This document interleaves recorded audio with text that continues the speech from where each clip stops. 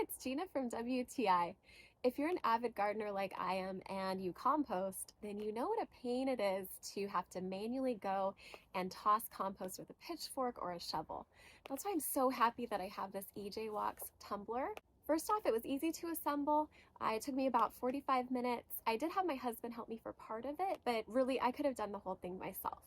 It rolls smoothly, which is awesome because then I don't have to go in and manually toss any compost. It's such a good design that it has two separate chambers because then I can put compost on one side and let it develop until it's ready to go out in the garden. And then in the meantime, we can put newer compost into the other side.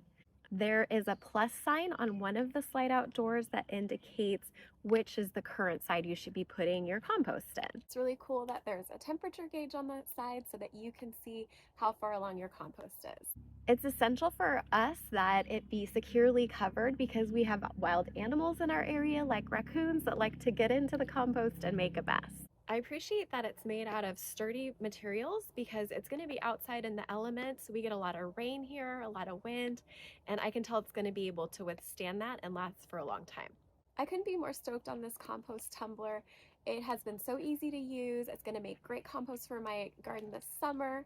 I highly recommend it, and that's my point of view.